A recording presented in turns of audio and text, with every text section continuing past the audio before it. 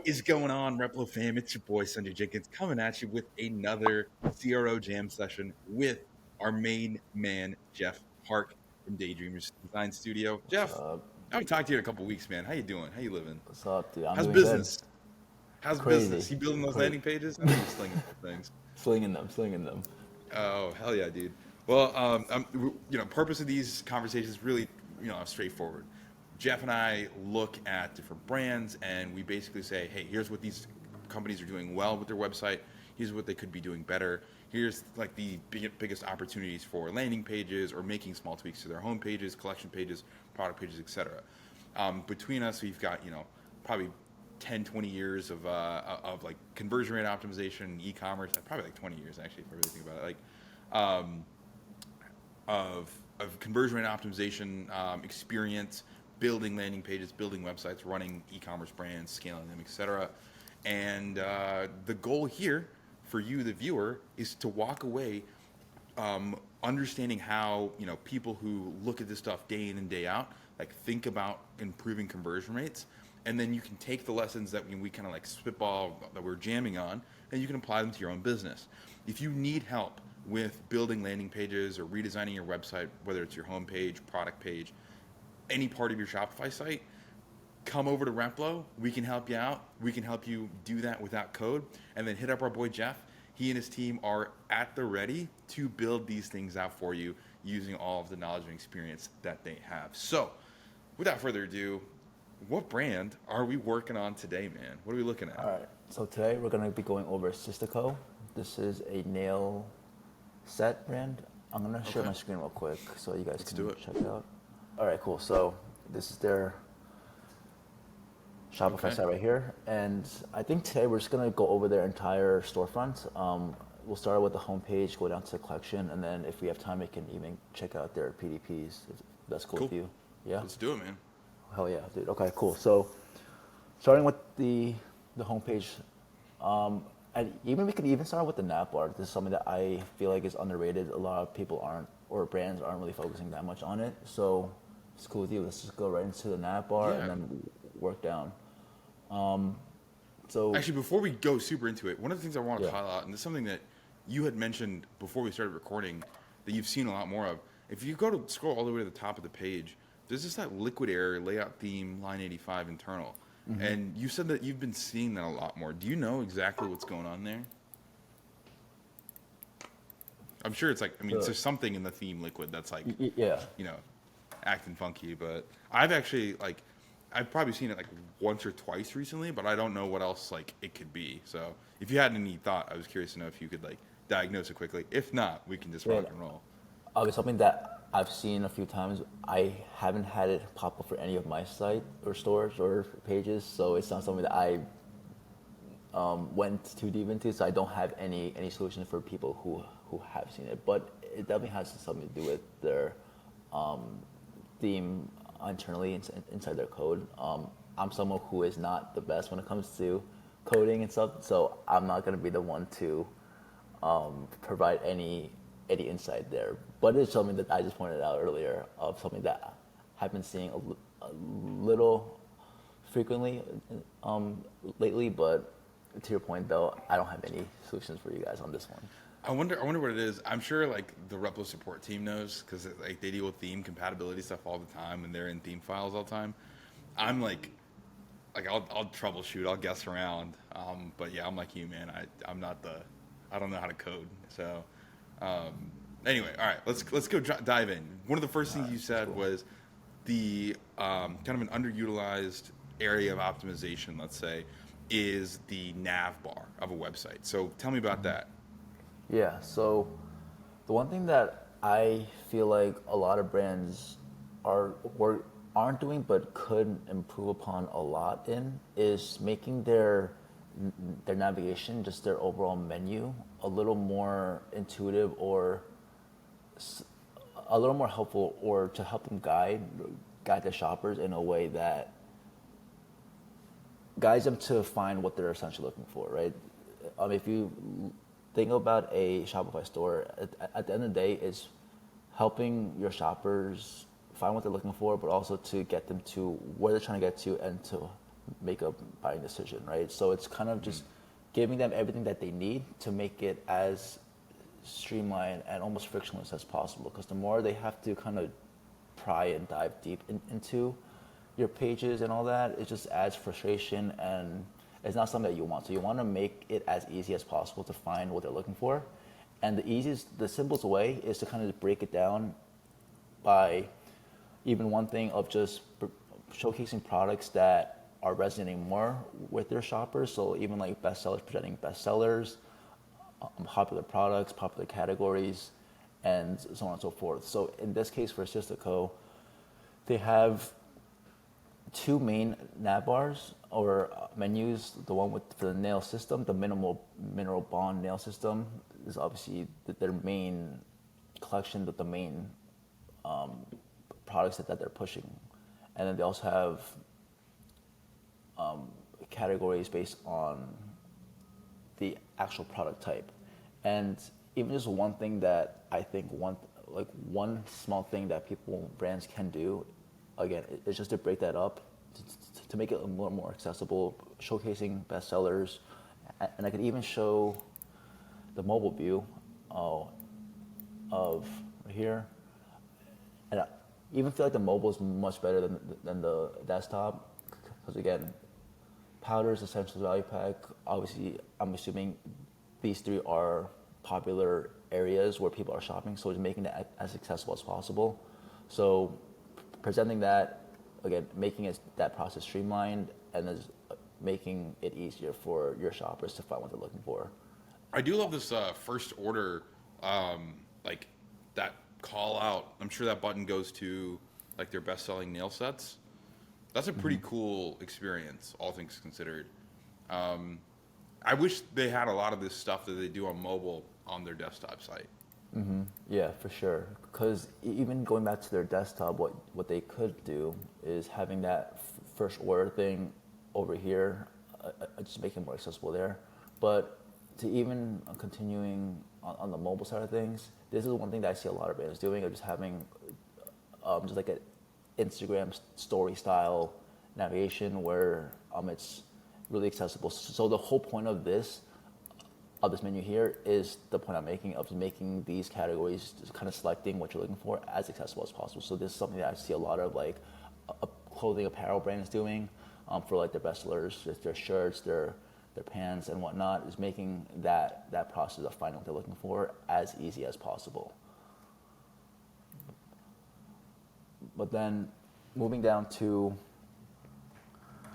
the hero section and then the section after that, I think there's a lot going on here, but it also communicates exactly what they're trying to communicate, which is they're super clear on what their value proposition is, which is to save time and money by skipping the nail salons and pretty much doing what they can do at home, right? So that's also one thing that I think brands kind of get away from and diverge from, of trying to sound cool or trying to sound fancy with their wording. But just, in my opinion, the simpler the better, being able to communicate exactly what you want your shoppers to know. And when it comes to e-commerce, in my opinion, the more simple, the more direct you can be with what you're trying to communicate is usually more often than not better and more optimal than trying to sound fancy or having this tagline that doesn't really mean anything at the end of the day. What do you think about, so like it looks like they're using this hero section as an image. So they've got this GIF style like rotation of like value props. And then when you expand it out to the desktop, it's obviously like the widescreen format. What do you think about using an image as the hero, that like all of the content is in the image, versus having, some element of live text? And like, I guess like what I'm saying is image versus having some responsive design. Like what's your hot take here on that? All right, so fun fact, back when I was doing dropshipping, this is one thing that I felt like was like my secret sauce back in the day, of using images for sections rather than actually like coding it or using like live text or whatever for it. This is one thing that I see brands like Obvi doing really well. Yeah, Or they pretty went ham often. on it. Yeah. Right.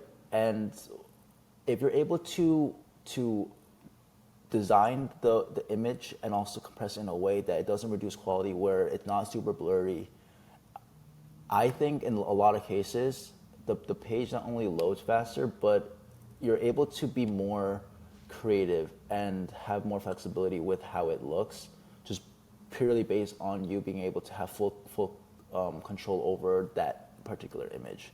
So the one caveat will be responsiveness. Like that's the one thing that you have to figure out and make sure that regardless of whatever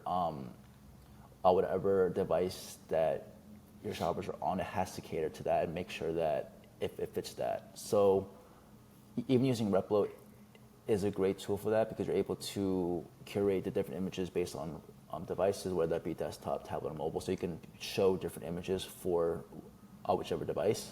That's super cool. But to your point though, this is something that I feel like is underrated. I feel like not many people know that they can do it or should do it, but it's one thing that if you feel like you're limited in what you want to show on your hero section, or just any sections in general, using an image is something that I feel like is underrated, underused, and something that I think a lot of people could find value in.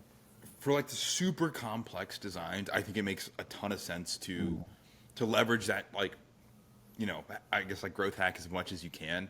One of the counters that I'll make is, if you are one of the downsides of just using images, like if you just stack a bunch of images onto a page, is that you don't get like the SEO benefit. So that image content isn't always going to be crawled the same way as if it were live text. So one of the things that we're trying to do is to make it easier for people to have a section like this that is responsive. So like the text you can change directly inside of Replo or directly inside your Shopify store. You can swap out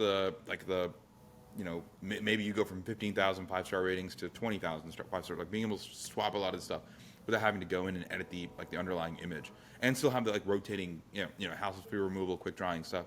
We're trying to make that a lot easier, because I do think like over the long term,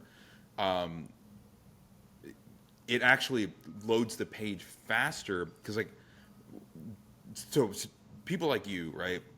You understand the game and you do a lot of work to optimize every single element that goes onto the page, especially images. Images are usually the thing that takes up like the most amount of weight on a page.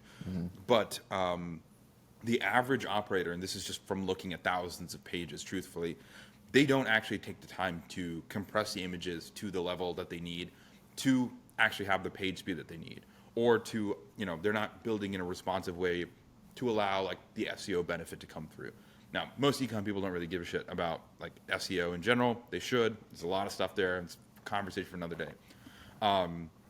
But the responsive design thing, I think, is like, or rather, the page speed thing is like really critical. Everybody cares about that, and you are slowing your site down when you stack. Like, if you get like a really long landing page, but it's only images, that is going to inherently slow it down, because especially if you don't optimize those images. So my kind of asterisk to this is like, balance it out. Like, there's going to be some sections that you need to like build responsive, have like live text, and make sure it's crawlable and all this other stuff. But like, like kind of like this just should be like a give and take, because yes, it's really good if you're just starting out and you're like, I don't know how to do it all. Like, this is a great place to start. But like, if not, like, if you're getting a little bit more advanced, you really want to try to optimize every little element, start to balance the images with the responsive. So that's my counter, or like my like slight to the left kind of take on that. All right, cool. So moving on to the section below the hero, and this is something, I'm not sure if I mentioned this previous, but I think I made a post on this the other day, of showcasing your best sellers. This is one thing that I don't think brands do enough, or just the ones that I've seen and have worked with. This is something that I think is super simple, and it's something that every brand can do, just even directly in their theme editor or inside Replo. Super easy, of just showcasing your best sellers. I'm not going to spend too much time on this, but your best sellers are obviously the products that are the highest converting. It's the ones that your customers resonate the most with. So it's just showcasing that. It's just in both your best interests of the brand side, and also for the customers of just showcasing products that other people have bought. You know, It reduces their options. It's like the paradox of choice, because like a lot of times, especially when you have a massive catalog of like a lot of different things, people are like, wait, what the heck should I even get? So when you have like bestsellers and you have like a couple of different price points, this is like 75, 125, 185, and there's like the savings obviously get bigger as the price gets bigger and like the amount of stuff, like the value increases. Like this is a great way to like value stack it. It's like it's not exactly like this, but it's very similar to like how they do the movie theater like popcorn sizes, popcorn or like sizes. Yep.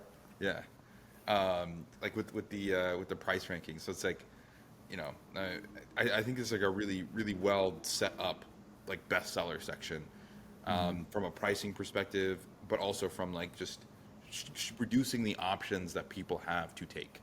Absolutely. The one thing that I would say, just from like a visual standpoint, like these images look great, like they're super aesthetic, but I would try to incorporate some more information about it. Either having some text on the side, or even like a hover over animation where you can show like a secondary image of just kind of highlighting the things that they get, just based on this at the core of it being like a 3-tier product options, where they have the foundation set, deluxe set, and ultimate set, but obviously each set has things that the other ones don't have. So it's kind of communicating clearly on what they will get. Of course, they can click on it and compare and contrast that, but it's making that a little more obvious on the homepage directly to kind of help them make a decision on what is best for them. Because I definitely like that there's 3 tiers. It reduces the options. It's pretty self-explanatory there, but it's making it a little more obvious with exactly what each set kind of houses, and even maybe for targeting who that set could be best for, just based on uses and all that. It is kind of hard because like they have the similar like white marble background, and you know some of the layouts are essentially identical. It is kind of hard to tell just at a glance what the differences are between like the deluxe and the ultimate. The foundation has a little bit, you know, you can get a little bit more play, but like it's really hard to tell, for me at least, just at a glance, the main differences between the deluxe and the ultimate. So that's a great call out. Like it's always good to tell the customer what they're actually getting and why like this thing that you're offering is better than this other thing that you're offering. Absolutely, and especially for guys like us, all this shit looks the same to us. So Yeah. right. All right. We're not buying it. To be honest, like I'll tell you this, like my girlfriend will probably like walk circles and be like, "Oh yeah, you don't see this thing," and I'm like, "Sorry, I just don't. I can't help you." Yeah. And it's just like a simple 2x2 grid. There's obviously 3 products, but super solid though overall. What would you do differently on mobile? So like obviously it's a 2x2 grid, but like there are 3 products there. Like what would be like a better way or a different option for you to like showcase those 3 options on mobile? Yeah, so I'm personally a huge fan of 2x2 grids, but in this case, if you have 3 products, one easy thing is to have 2, like for example, the foundation on the left, deluxe on the right, and then having one main one for the ultimate perhaps as like its own column. That way it just looks a little cleaner and even can highlight that more expensive set. And just kind of give it more space, and then kind of coinciding with what we just mentioned of just providing more information of just the differences with what the set includes. So to answer your question, I think, and this is me, one thing that we could do is just maintaining this the 2x2 grid here, but just having one solid column here for the ultimate one to kind of just highlight and kind of push people to see that one as either the most popular one or just the one that is just the most extensive, that offers the most value of the products and whatnot. That makes sense. I'm a big fan of 2x2 grids as well. I think they're actually quite effective. But this is like that, like the 2-in-1 makes a lot of sense. And then obviously the one that's, you know, your ultimate set, the highest price point, most real estate on the screen. Like you want people to buy that. You want your AOV to shoot up by a 185. Like it makes sense. So cool. All right. Well, let's keep rocking, man. Let's do the next section. Yeah, absolutely. So moving down, we have some nice brand value props. I'll talk about things that I'm assuming the customer wants to know about these nail sets, whether it be quick and easy to apply and remove, the actual formulation, saving money, and it being non-toxic. This section is honestly super standard. This is one thing that, bearing that the things that you're presenting, like these value props, are relevant and things that your customers actually care about, because like that is the main point of even presenting this. But it's pretty standard, and it's really nothing that I would do differently, other than maybe perhaps, and this might be something that people disagree with, but I'm a big fan of bigger font sizes.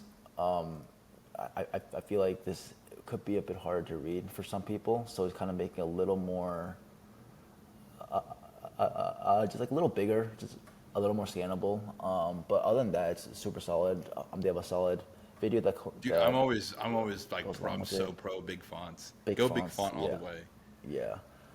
I mean, and the simple reason for that is just to make it more scannable. People have low attention span, so they're not really reading everything. They're scrolling through it, but even while they're scrolling, it's much better for them to at least get a glimpse of what you're trying to say while they're scrolling, rather than them having to stop and read it. Like even for and then as they're scrolling, something is going to catch their eye. Like one word is going to catch their eye. If it's big enough, it's going to catch their eye. That's going to make them stop. Like they're not going to read. Most people, like, there's like basically two types of people: the people that read every bit of copy, which font size really doesn't matter at that point, but like it still helps making it easier to read. And there's people who like scan, and you want to turn the people that are skimming into people that are going to read everything. And the way you do that is increase the font size, make sure your copy's compelling, and there's going to be one word or one phrase or one little thing that is going to catch their eyes. They're just going to scroll, and that's going to hook them in. So, yeah, it's a good call out, dude. Absolutely.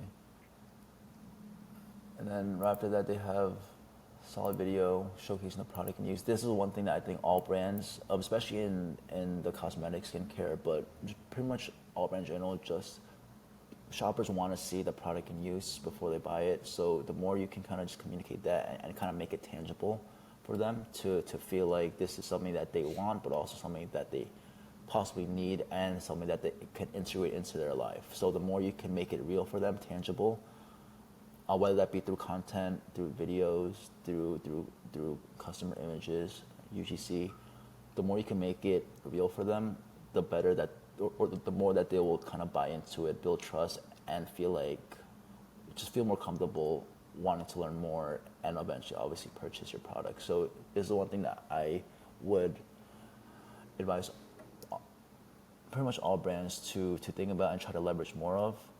You obviously don't have to bombard your pages with hella videos, because that obviously affects page speed if you have a bunch of content, bunch of videos, images, and whatnot. But just kind of selecting a few that really communicate and kind of bring your product to life, because obviously we're selling online, but the best brands are the ones that can kind of recreate their product experience through their webpage. Yeah, it's the ones that are the most successful. Yeah, it's like if you could go into a physical store like that, trying to like get as much of that experience, right? Like, I think one of the things. So I just watched this video fully, and in the video they're showcasing side by side two of their own products, and I think the only feedback that I would have here is like maybe testing having the experience of going to a salon and like the time spent and the money spent, and then like on the right side is being able to do it at your house, and like how easy it is. Yeah. And I think that'd be really cool. I'm sure they have some organic content around that as well. But like, this is a very compelling visual. Obviously, you get to see like the product in use. You get to see how it fits in your life. You get to see it designed. It's really pretty. But like, I do think that that's like another thing that they could test here. Absolutely. Is what is the alternative? What are we actually competing against? What's the experience that we're saving you from? Time and money. Absolutely. I think that's a fantastic point that you bring up, which coincides with their main value proposition, which is the villain or the thing that they're competing against is the nail salons, right? So continuing that angle and having that compare and contrast of just being like your life before, of spending that time, spending the money, going to nail salons, and then showcasing, okay, this could be your life using our product and all that. So it's a great point that you bring up. And then I think that just the rest of the page, there's some stuff on the actual brand story or just the project that they're doing when it comes to building communities and helping families with that. Not absolutely relevant, but I think being able to communicate brand story is one thing that I think some brands could benefit from, because people buy from people, and when they can resonate with just like that humanness of things, it kind of builds that rapport and it kind of builds that resonance with that. So obviously not relevant for all brands, but if you do see a fit, just incorporating just like a brand story, a founder story, or just something that kind of brings that human touch to your brand, to your products, obviously has to be relevant to your customers, to your brand. But that's one little small thing that could be valuable or actionable there. The one thing I will say is I would bring this lower. While this is super cool and great, I think at the end of the day we're trying to sell some products. So I would say to bring this a little below, because in my opinion, even like customer reviews, the section after that, in my opinion, takes precedent over this right here. I'm curious your thoughts And on that. it's not that the give back, the community stuff doesn't matter, but unless you're like Tom's, most consumers don't actually. And there's a ton of data to this. I wish I could cite the specific one that I read. Don't most care, recently. right? They just genuinely don't. And Yeah. it's not a knock on you doing it. It's just a fact that like consumers are still very selfish people. They're trying to buy to solve their own need, and they would rather like at the very end be like, hey, by the way, like you just did a thing that's also helping a lot of other people. Like that's a feel good thing. Like post purchase or right before purchase, like it's a great like element right before the conversion action. But up until then, you have to answer the questions of what is this? Why is it like worth it to me? Why should I buy it right now? And those are almost always like related to the product, the reviews, the before and afters, the the villain story that you're competing against, and then the last bit, like the social proof of like, or not, or like the I guess it's sort of social proof in a way of like, hey, we're giving back. Like that's like the feel good at the very very end, not so much in the higher like main parts of trying to get that sale. Right, absolutely. Because I think a lot of people bought Tom's shoes because they just like liked the shoe. like the shoe. I was never one of those people. I have like really large feet. Feet don't work for like those shoes don't work for me. But like I think a lot of people bought those shoes just because people like the shoe and they're like, I'm giving back. Like Yeah, I think it's like cool. a value added, if anything. It's not going to be like Yeah. the main reason why people purchase from you. Right. Exactly. Customer reviews, I think this is great. One thing that I really like about this is having quick like recap headlines for reviews. One thing that I hate, I absolutely despise when brands just throw in blocks of text for their customer reviews and just find the longest one from the reviews, just throw it in, and they're like, all right, this is great. Because a lot more often than not, your customers, your shoppers aren't gonna sit and read it. So kind of giving them a quick recap, like a highlight of essentially what your customer is saying. Obviously, these could be better. Like even like 3 weeks, like this doesn't really say anything. But it's being more specific and kind of just giving them a quick summary of what the customer is saying about it, like their life before, their life after, how it made their life better, solving any problems for them. Just kind of highlighting that. And of course, you can always drop in the full review, but just having a quick little summary is something that I encourage a lot of brands to do. There's there's some like site optimizations they can do in like in the formatting, like in that quick and no dry time. If you read that, it says, I'm curious to know like how long this is gonna last, and then like this last sentence is like update, like it's day 4, it's still going strong. This is great, love how it feels. Like that's like 2 reviews in one, and that's like really really like powerful stuff. If it was formatted differently, it'd be a lot easier for people to see. And like get that value prop out, because there's probably a lot of people who are like, yo, nail polish doesn't stay, it chips away, like it'd be really nice if it did, and for you to communicate that more effectively, I think it'd be better. So Absolutely. what like, do you have anything off the top of your head on like what you would do differently to like optimize the review section here. It's pretty good. It's better than a lot of the review sections that we've seen. As you mentioned, like a lot of people just slap in a bunch of text. But yeah, I'm curious to know what you would do to like kind of tweak this. Yeah, I mean, to your point of making the update or even just making what the customer is saying a little more scannable or just easier to read, because I don't know that I'm someone like this, but if I see a block of text, I don't want to read it, nor will I. So at the end of the day, like, you actually want your shoppers to read what you're saying, but you have to make it easy for them to do so. So even just breaking this up of just hitting shift enter, you're just breaking that up, at least making this on another line. Like, that's something that takes 1 second to do, but Yep. it'll just do so much where people actually read that. Even bolding this, underlining the update, right?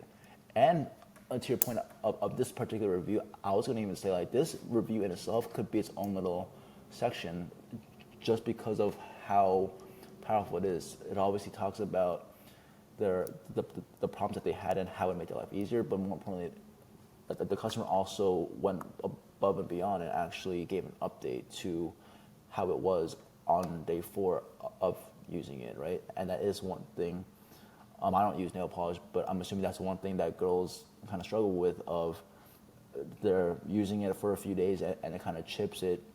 Yep. It kind of fades out. So just making that as relevant as possible, because the more specific you can be, that the more that your shoppers relate to your customer reviews, the better, because they'll feel like, okay, this brand understands me, understands my problems, and they're offering a solution to that. And also, a customer saying that is even more powerful than the brand saying it. So I'm just breaking that up, making it a little more easy to read or even more inviting to read. Is like one quick thing. If you want to take it further, having a more dedicated section, we could even split that up into having another section below that with an update, just kind of going deeper into that. But like, that's a few quick things that pretty much anyone can do to improve that scalability aspect of it. And boost that font size. Honestly, like, this is a great, another great example. Like, Yep. if the font was bigger, like, some of the stuff would stand out. Even just like from the where it says shows the 5 stars from 16,141 reviews. Like, having that larger as a headline for the section, it's a pretty valuable thing. So Yeah, absolutely. It's like super hidden in there, and even on mobile, I think there's like a freaking like 12 or 13 pixel font size. Like, people aren't gonna read that. I was working with a fashion brand like probably a year or two ago, and they came from like the traditional like editorial, like their initial customer acquisition when they launched the brand in 2004 was through like women's magazines, like big ones, very large publications, all the major ones, but that's where they like were primarily acquiring customers back in 2004. And then when they made the shift to digital, they basically tried to like recreate a magazine experience, but on the website. And so there's like long walls of text, and the font was super small. And like every time I'd be like, yo, we just need to like increase the font size, and they're like, no, like it's gonna look so bad, it's gonna look so like gaudy or whatever. And I finally got permission to test a landing page that was like completely to my spec, and I just cranked up the font size. It was like went from like 12 to like 18 or 24 or something for some of the headlines, and like the main body was 16 to 18 px, and the conversion rate went from like 1.5% on cold traffic to like 3.5-4% on average. Fire, yeah. And I was like, okay, cool. Like, I can finally profitably spend against this. And so we were just like banging the head against the wall. And I was like, all I did was I took the same layout that we had, and I just increased the font size. That was the only thing. So like sometimes it could be that simple of an unlock. And I know it's like you've got like a brand image to keep and all these sorts of things. There's a way to do it well. There's a way to do it, tastefully. But you got to think about like where we are in the world. People are skimming. They're looking at stuff on their phones. I mean, like, I have like a massive, like the Pro Max iPhone because I just need the big screen. It's practically like a mini iPad at this point.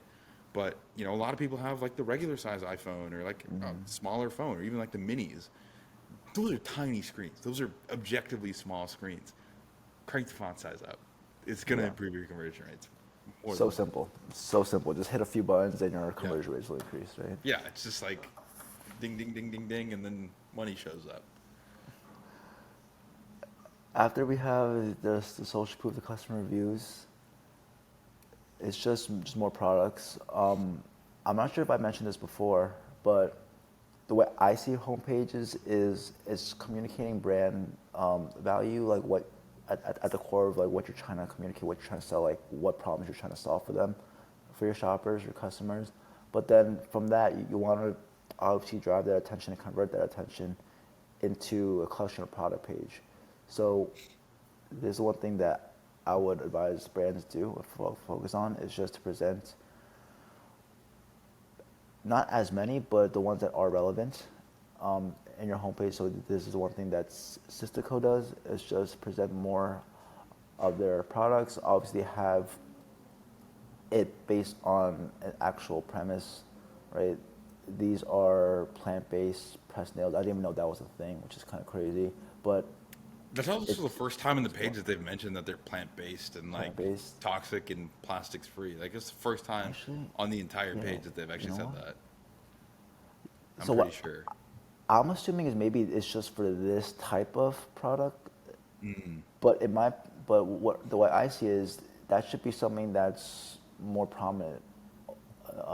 It should be emphasized more often. Because obviously it's plant based, but it's non-plastic. There's no toxins. So I would try to communicate or at least illustrate that and make that a little more obvious. Because to your point, yeah, like this is the first time that they even mentioned it. So It's sort of alluded to or like kind of like vaguely mentioned, but in different words in the section with the video where it had like the 4 like value prop icons. The certified non-toxic section has it, but like it'd be something I would expect to see in the hero as well, for example. yeah, Even if it's just like a little badge that says, certified non-toxic or plant-based nails, whatever. I don't know. Like, there's something additional that could be said here. yeah.